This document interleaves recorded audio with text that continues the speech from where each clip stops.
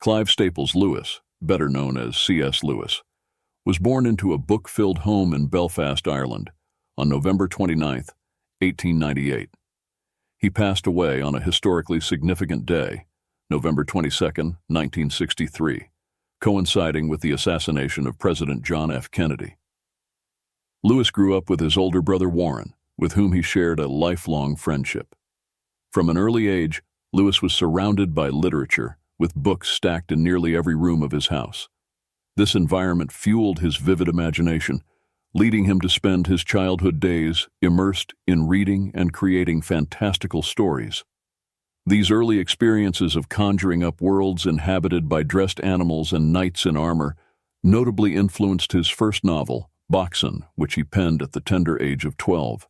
This foundation in storytelling and love for the imaginative would later define his celebrated works in literature.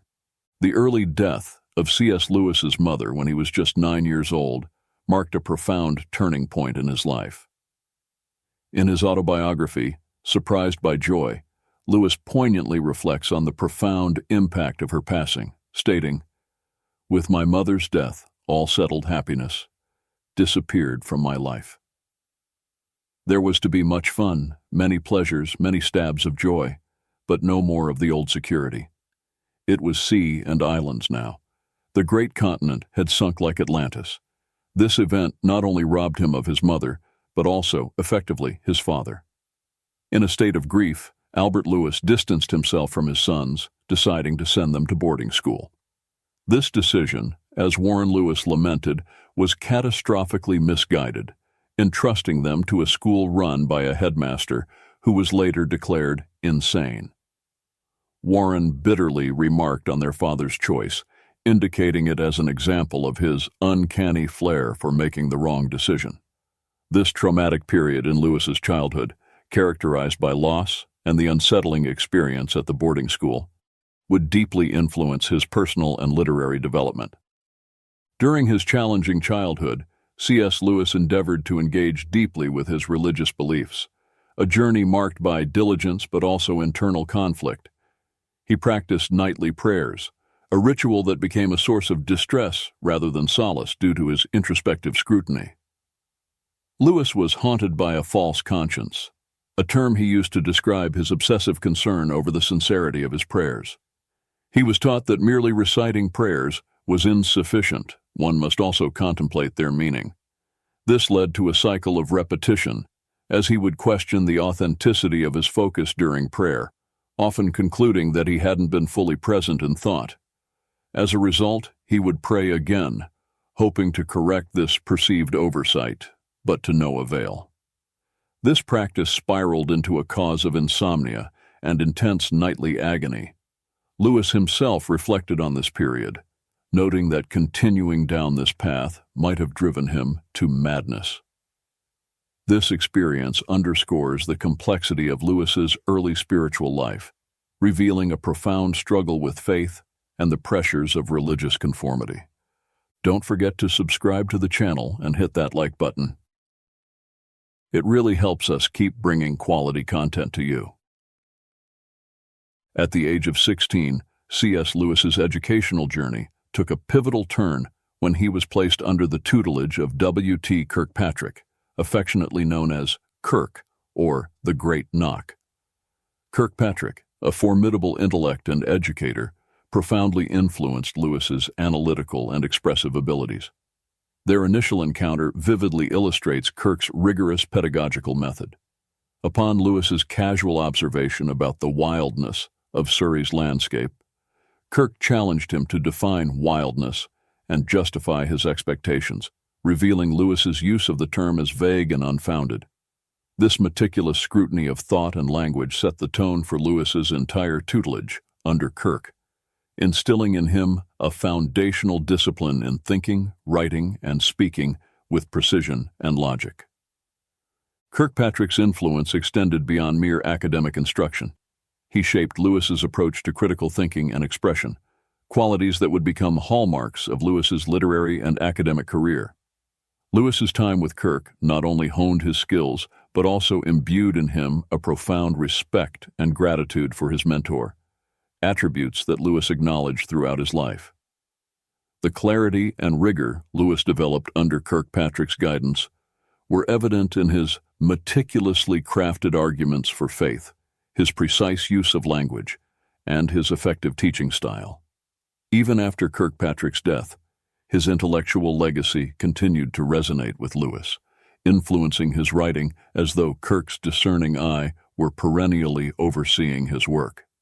This mentorship was instrumental in developing Lewis's distinctive voice, one that would come to be revered in both literary and scholarly circles.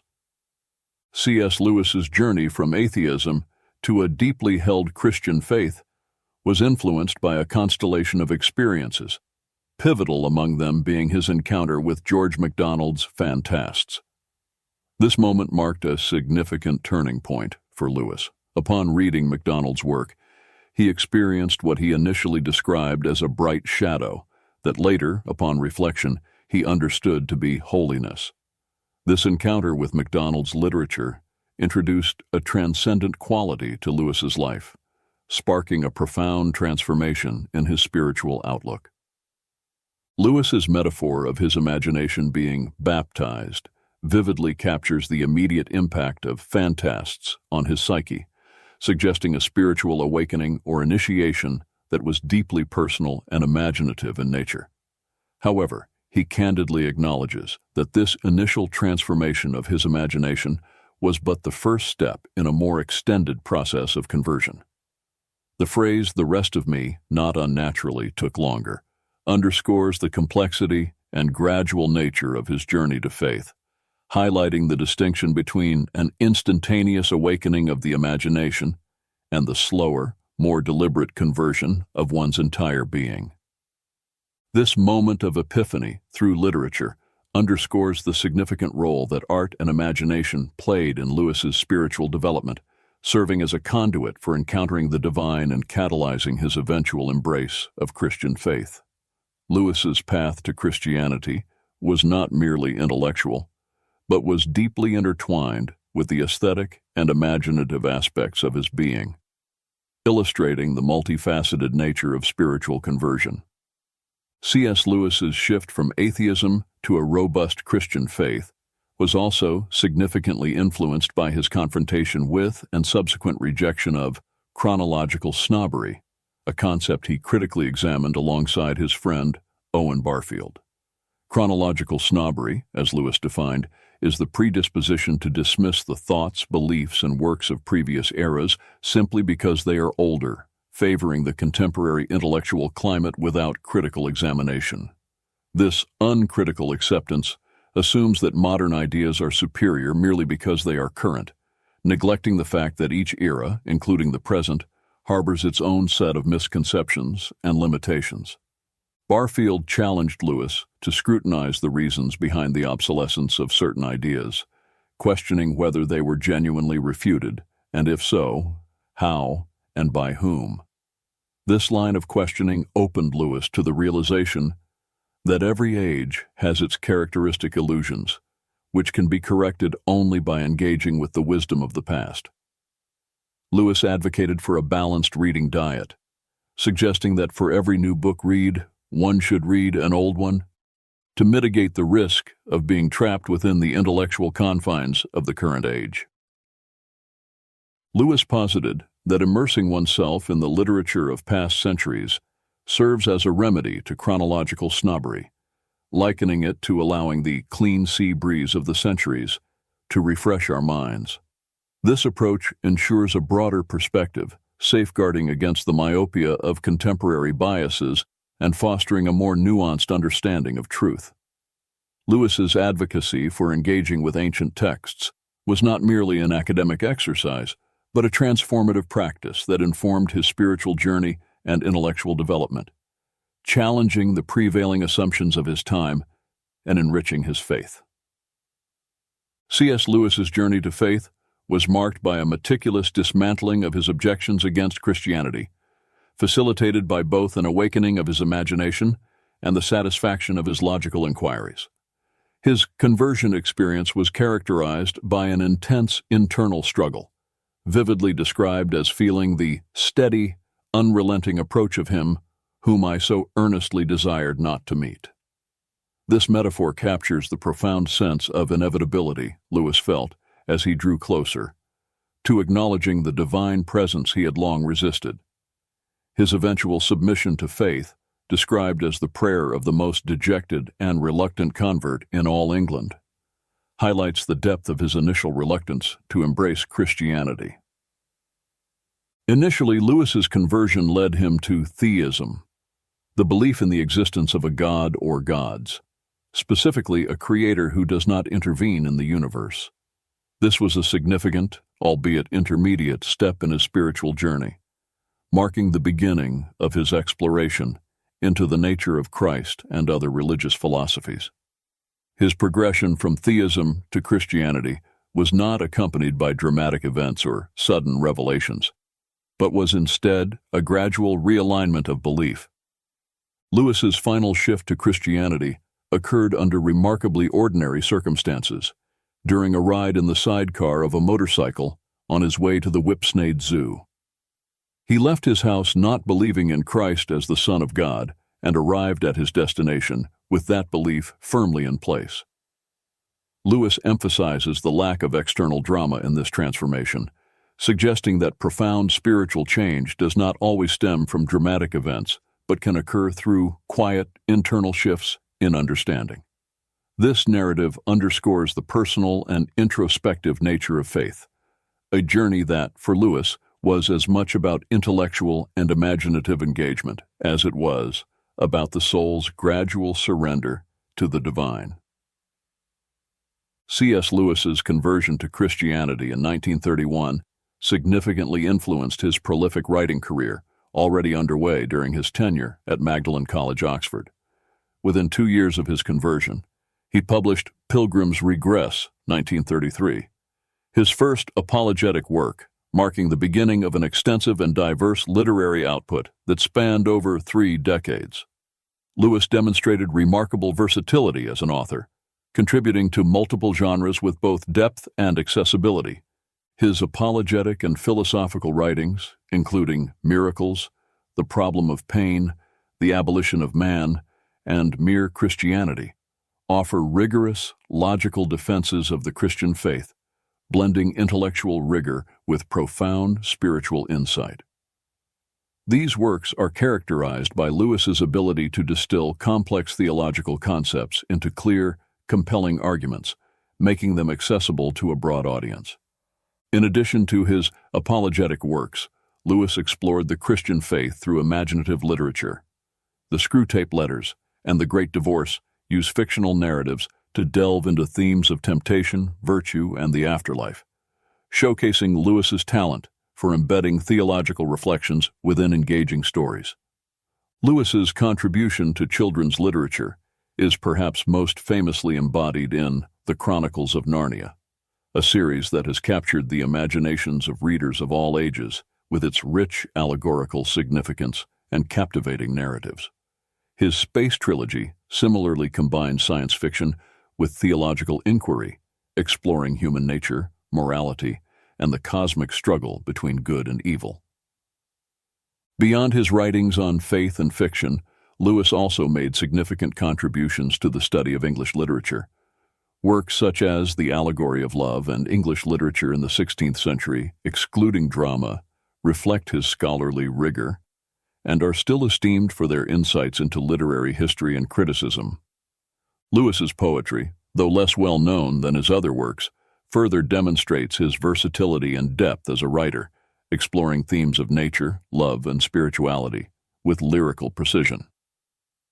Throughout his career, Lewis's writings were unified by a commitment to exploring and articulating the truths of the Christian faith, whether through direct apologetic argument, allegorical storytelling, or scholarly analysis. His legacy endures not only in the breadth of his literary contributions, but in his ability to engage readers in a profound dialogue about faith, morality, and the human condition. C.S. Lewis's life was enriched by his engagement with a close-knit community of friends and intellectuals, most famously through his participation in the Inklings, a group of writers, scholars, and thinkers who shared a common interest in literature, faith, and the imaginative. The Inklings convened regularly from 1933 to 1963, initially gathering in Lewis's rooms at Oxford, and later at the Eagle and the Child pub, affectionately known as the Bird and Baby. This assembly included notable figures such as Lewis's brother Warren, j.r.r. Tolkien, Dr. R.E. Havard, and Charles Williams, among others like Neville Coghill, Hugo Dyson, Owen Barfield, and Adam Fox. The essence of these meetings lay in the sharing and critique of works in progress, fostering an environment of creative feedback that was both rigorous and supportive. Members of the group would present drafts of their ongoing projects, which ranged from Tolkien's early renditions of The Lord of the Rings to Lewis's drafts of The Great Divorce and Warren Lewis's historical works. This practice of reading and critique was central to the group's purpose, offering a space where ideas could be challenged and refined in a spirit of camaraderie. The Inklings' gatherings were characterized by their intellectual rigor, spirited debate, and mutual respect, all infused with a sense of humor and laughter. The feedback and discussions were straightforward and uninhibited, reflecting the group's commitment to honesty and improvement in their creative endeavors. This unique blend of critique and camaraderie contributed significantly to the development of some of the 20th century's most influential literary works. Beyond the literary contributions, the Inklings also represented a profound source of personal support for its members, including Lewis, offering a space where faith, philosophy, and life's challenges could be openly discussed. The group's impact extended beyond their immediate literary output, influencing broader discussions on Christianity, mythology, and the role of storytelling in human culture. The legacy of the Inklings, thus, lies not only in the remarkable works produced by its members, but also in the model of intellectual fellowship and creative collaboration they embodied. C.S. Lewis's marriage to Joy Davidman is a profoundly moving chapter in his life, one that has captured the imagination and hearts of many through its depiction in film adaptations like the BBC's and Hollywood's Shadowlands. Although the Hollywood version, featuring Anthony Hopkins as Lewis and Deborah Winger as Joy, takes creative liberties that introduce inaccuracies, Douglas Gresham, Joy's son and Lewis's stepson, has acknowledged the film's emotional truth, suggesting it captures the essence of Lewis and Joy's relationship. Joy Davidman, a writer in her own right, brought a profound change to Lewis's life. Their marriage began under the shadow of her battle with cancer, with little hope for a long future together. This context imbued their relationship with a poignant sense of urgency and depth. Remarkably, shortly after their marriage, Joy experienced a temporary remission of her cancer, granting them a brief but intense period of happiness and mutual fulfillment. For 2 years, they enjoyed a life enriched by love, intellectual companionship, and shared creativity, making the most of their unexpected time together. This interlude of joy was, however, short-lived. Joy's cancer eventually returned, leading to her death in 1960. The story of Lewis and Joy's marriage, particularly the way they faced her illness and cherished their time together, speaks volumes about Lewis's capacity for love, his deep emotional resilience, and the ways in which this profound personal experience influenced his subsequent writings and reflections on love, loss, and faith. Their relationship, with its deep emotional and spiritual connection, not only provided Lewis with personal happiness, but also enriched his understanding of suffering, love, and the human condition. This understanding would permeate his later works, offering his readers a deeper insight into the complexities of faith and the power of love to transform lives even in the face of death. C.S. Lewis's appearance on the front cover of Time magazine on September 8, 1947, marked a significant moment in his public recognition, particularly in the United States. The cover, with the heading, Oxford's C.S. Lewis. His heresy, Christianity, highlighted the seemingly paradoxical nature of Lewis's prominence, an Oxford academic who was also a fervent defender of Christianity. in a time when such a stance was considered countercultural or even heretical by some. In the secular intellectual community, this public acknowledgement was a testament to Lewis's growing influence as a Christian apologist and thinker. Lewis's foray into the realm of apologetics, particularly his philosophical defense of miracles, presented a stark contrast to the prevailing intellectual trends of his time, which often leaned toward skepticism regarding religious claims. His ability to articulate a robust defense of Christian doctrine and miracles in a logical and accessible manner contributed significantly to his rising stature as a leading voice in Christian thought. His impact was further amplified during World War II through his series of radio broadcasts on the BBC, which were later compiled into the book Mere Christianity. These broadcasts offered a systematic explanation of and argument for the Christian faith, reaching a vast audience during a period of global crisis and uncertainty.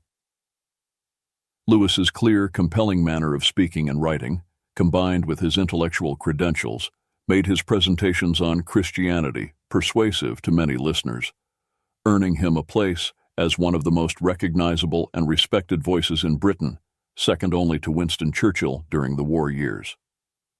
The juxtaposition of Lewis's academic position at Oxford with his public defense of Christianity underscores the unique and influential role he played in mid-20th century religious and intellectual discourse.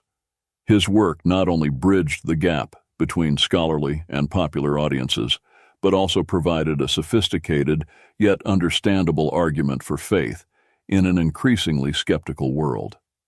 The enduring appeal of C.S. Lewis's writings lies in his masterful synthesis of reason and imagination, a blend that invites readers to explore the depths of Christian faith with both the mind and the heart.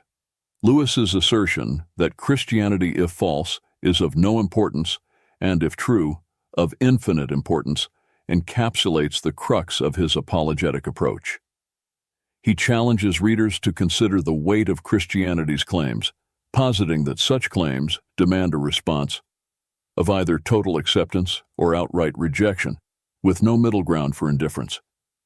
Lewis's analogy of believing in Christianity as one believes in the sunrise is particularly illuminating.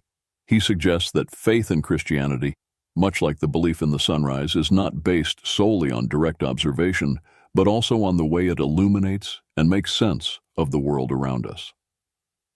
This perspective underscores the comprehensive explanatory power of Christian doctrine, which, according to Lewis, offers a coherent framework for understanding reality, morality, and human experience. Throughout his body of work, Lewis navigates the realms of reason and imagination with equal prowess. His philosophical and apologetic writings engage the intellect, presenting logical arguments for the truth of Christianity, while his fictional works, such as The Chronicles of Narnia and the Space Trilogy, enchant the imagination, embedding theological themes within captivating narratives. Lewis's ability to speak to both the intellect and the imagination is a testament to his conviction that faith and reason are not antagonistic, but complementary.